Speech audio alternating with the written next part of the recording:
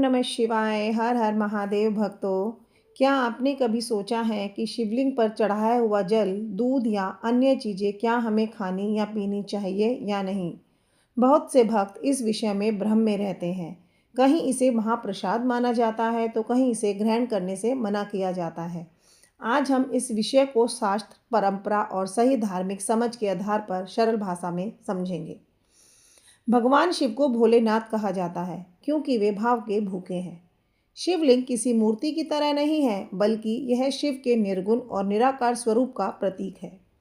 शिवलिंग पर जो भी अर्पित किया जाता है वह सीधे शिव तत्व को समर्पित हो जाता है। इसी कारण शिवलिंग की पूजा अन्य देवताओं से अलग मानी जाती है। जब हम शिवलिंग पर जल चढ़ाते हैं तो वह केवल जल नहीं रहता, वह अभिषेक का माध्यम बन जाता है।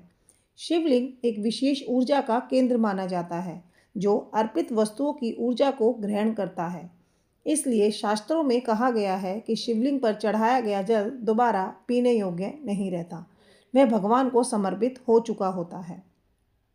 कई लोग मंदिरों में शिवलिंग से बहते जल को चरणामत समझकर पी लेते हैं, लेकिन वास्तव में जो जल सीधे शिवलिंग को स्पर्श कर चुका हो उसे ग्रहण नहीं करना चाहिए। कुछ स्थानों पर जो जल दिया जाता है वह शिवलिंग को सीधे स्पर्श नहीं करता, उसे तीर्थ जल माना जाता है, वही स्वीकार्य होता है। अब बात करते हैं दूध, दही और घी की। शिवलिंग पर दूध चढ़ाने की परंपरा बहुत पुरानी है। दूध शांति, शीतलता और पवित्रता का प्रतीक है, लेकिन शिवलिंग पर चढ़ाया गया दूध पीना शास्त्रों के अनुसार नहीं माना गया है, क्योंकि वह दूध शिव को अर्पित होकर अपनी सांसारिक उपयोगिता खो देता है। ऐसे दूध का उपयोग भोजन के रूप में नहीं करना चाहिए, उसे भूमि को अर्पित कर देना या बहते जल में प्रवाहित करना ही उचित माना गया है। बेलपत्र भगवान शिव को अत्यंत प्रिय है।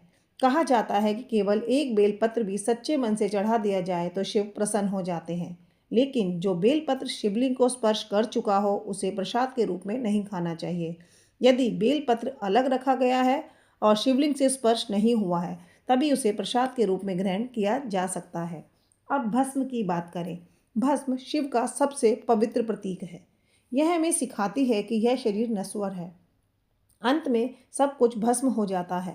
भस्म को मस्तक पर लगाया जाता है। श्रद्धा के साथ इसे ग्रहण करना उचित माना गया है, लेकिन इसे भोजन की तरह खाना सही नहीं है, क्योंकि भस्म आत्मबोध का प्रतीक है, भोग का नहीं।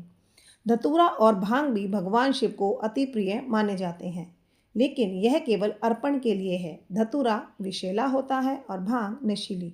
शिवलिंग पर चढ़ाया हुआ धतूरा या भांग कभी भी सेवन नहीं करना चाहिए। इनका उद्देश्य केवल शिव को अर्पण करना है, न कि मानव का उपभोग। कई लोग यह तर्क देते हैं कि तो प्रसाद तो भगवान का होता है, उसे कैसे मना किया जा सकता है।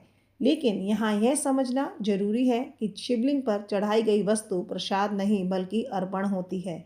शिव पूजा त्याग की पूजा है, भोग की नहीं। शिव स्वयं वैराग्य के देवता हैं। यदि फल या मिठाई शिवलिंग के पास अलग रखकर अर्पित की गई हो तो वह शिवलिंग को स्पर्श नहीं की गई हो तो उसे प्रसाद के रूप में ग्रहण किया जा सकता है। यही शास्त्रों और संत परंपरा की मान्यता है। सार रूप में समझे तो शिवलिंग पर चढ़ाया गया जल पीना नहीं चाहिए। दूध, दही और घी का सेवन नहीं करना चाहिए। बेलपत्र जो स्पर्शित हो उसे नहीं खाना चाहिए। भस्म को मस्तक पर धारण करना चाहिए। धतूरा और भांग केवल अर्पण के लिए हैं। भगवान शिव हमें यह सिखाते हैं कि जीवन में त्याग, संयम और वैराग्य कितना आवश्यक है। उनकी पूजा हमें भीतर से शुद्ध करती है। शिव को पाने के लिए वस्तुएं खाने से अधिक जरूरी है उनके बताए गए मार्ग पर चलना। यदि ये जानकारी आपको सही लगी हो तो इसे अन्य भक्तों तक अवश्य पहुँचाएं, ताकि शिव भक्ति सही ज्ञान के साथ की जा सके। हर हर महादेव। जय भोलेनाथ।